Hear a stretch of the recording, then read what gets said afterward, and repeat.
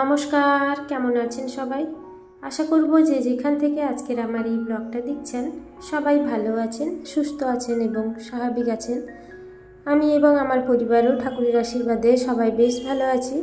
আজকে সকালবেলা ঘুম থেকে উঠে দেখি বাইরেটা প্রচণ্ড মেঘ করে আছে, মনে হয় আজকে সারাদিন বৃষ্টি হবে। তো সকালে তাড়াহুড়ো করে কাজকর্মগুলো শেষ করে নিয়েছি।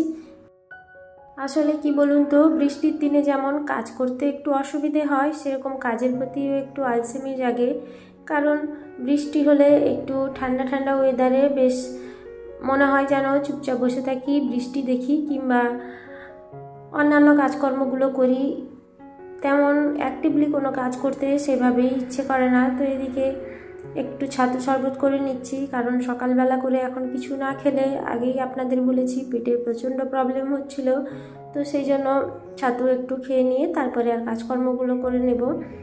তো এদিকে বিছানাটা আগে গুছিয়ে নেব, কারণ অগোছালো বিছানা ঘরে থাকলে যেমন ঘরের প্রতি একটা নেগেটিভ এনার্জি তৈরি হয়, সেরকম ঘরটা দেখতেও ভালো লাগে না। আর সুন্দর জিনিস তো গুছিয়ে সাজিয়ে রাখলে সব কিছু সুন্দরই লাগে, আর অগোছালো হয়ে থাকলে যতই সুন্দর জিনিস হোক না কেন সেটা কিন্তু দেখতে ভীষণই খারাপ লাগে।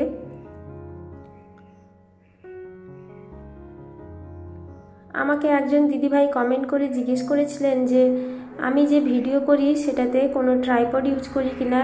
দিদিভাইকে বলছি, হ্যাঁ আমি ট্রাইপড ইউজ করি, কারণ একটা সুন্দর জিনিস বানাতে গেলে কিন্তু একটু একটু খরচ করতেই হবে।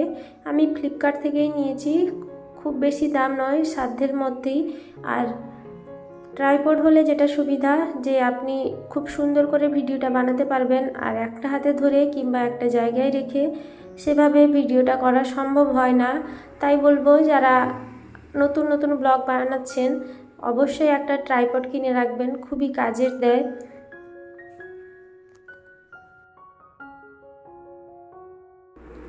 আসলে প্রত্যেকটা জিনিস যেটা আমি ভালোবেসে করব সেটাকে একটু যত্ন সহকারে করা উচিত, কারণ সাফল্য পেতে চাইলে অবশ্যই তার পিছনে তো একটু খাটুনি আছেই।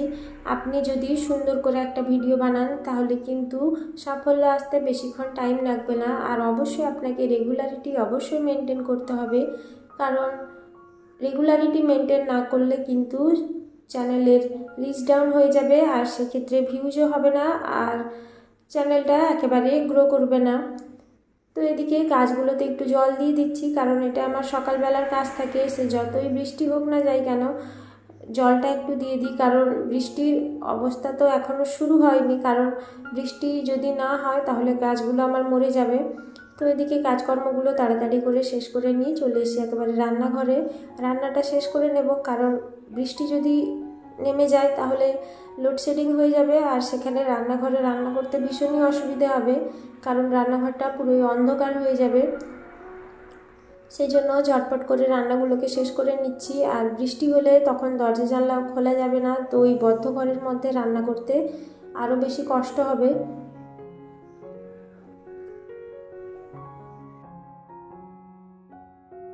বৃষ্টি তো আমার খুবই পছন্দের। ছোটোবেলায় যখন স্কুলে যেতাম, অর্ধেক দিন স্কুল থেকে ফেরার সময় শুধু ঠাকুরকে ডাকতাম, ঠাকুর যেন বৃষ্টি হয় আর সেই বৃষ্টিতে ভিজতে ভিজতে যাব। তো এখন আর ওই রকম বৃষ্টিতে কোনো সময় ভেজাও হয় না, আর ওই সব আনন্দ আর এখন নেই। ছোটোবেলার আনন্দ সে ছোটোবেলাতেই কেটে গেছে। এখন বৃষ্টি পড়লে শুধু ভাবি যে ছোটোবেলায় কত মজা করতাম, বৃষ্টিতে ভিজতাম। ছুটির দিন থাকলেও যেদিন বৃষ্টি হতো মায়ের বকুনি অবশ্যই খেতাম, কিন্তু সেখানেও একটা আলাদা আনন্দ ছিল। আর এখন শুধু বৃষ্টি পড়লেই দু চোখ ভরে দেখি আর সেই আনন্দটাকে উপভোগ করি। তো এদিকে রান্নাটা ঝটপট করে শেষ করে নিয়ে তারপরে না হয় নানা রকম কাজকর্মগুলো যেগুলো আছে টুকটুক করে শেষ করে নেব, কারণ বড় কাজটা যদি আগে শেষ করে ফেলি তাহলে মাথার থেকে চাপটা অনেকটাই হালকা হয়। সেক্ষেত্রে কি হয়, ছোট ছোট কাজগুলোকে আস্তে ধীরে করলেও হয়। তো রান্নাটা শেষ করে জামা কাপড়টা একটু ছেড়ে নিয়েছি, কারণ বাইরে বৃষ্টি এখনও শুরু হয়নি, আকাশটা মেঘলা করে আছে। সেই জন্য এতটা পরিমাণে গরম হয়ে লাগছিল যে জামা কাপড়টা পুরো ঘেমে একেবারে ভিজে গিয়েছিল।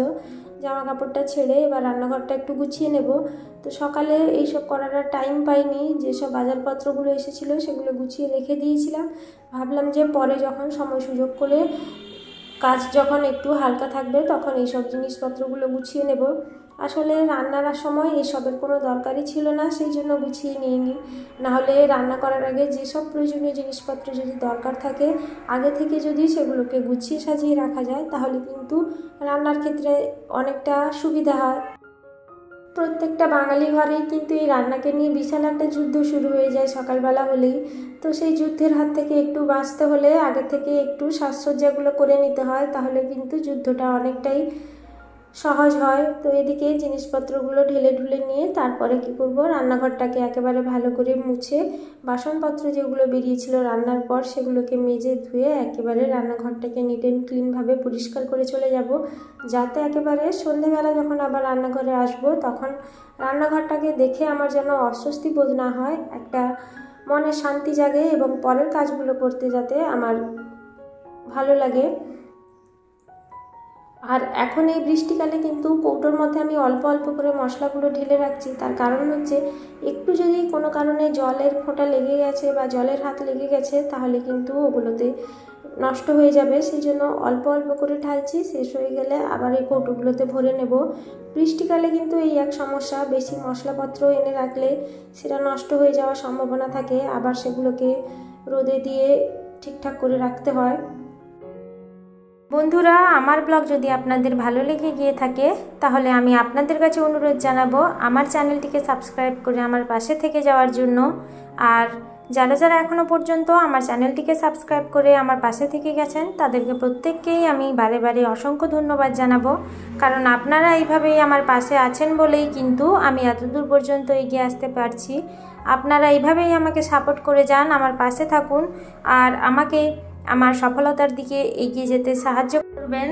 আর আমার ব্লগ যদি আপনাদের কোথাও একটু ভালো লেগে গিয়ে থাকে তাহলে একটা লাইক করে দেবেন আর একটা সুন্দর কমেন্ট করে যাবেন, যাতে আমি আপনাদের কমেন্ট পেয়ে আরও নতুন ভালো ভিডিও বানাতে অনেকটা মোটিভেট হই। আপনারা এভাবেই আমার পাশে থাকবেন, সাথে থাকবেন। তাহলে বন্ধুরা, আজকের মতো আমি আমার ব্লগটা এখানেই শেষ করছি। আপনাদের সঙ্গে দেখা হবে আবারও একটা নতুন দিন, নতুন একটা ব্লগ নিয়ে। ততক্ষণে সবাই ভালো থাকবেন, সুস্থ থাকবেন, সাবধানে থাকবেন। সবাইকে জানাবো অসংখ্য ধন্যবাদ এতক্ষণ পর্যন্ত আমার সাথে থাকার জন্য এবং আমার ভিডিওর সাথে থাকার জন্য। ধন্যবাদ।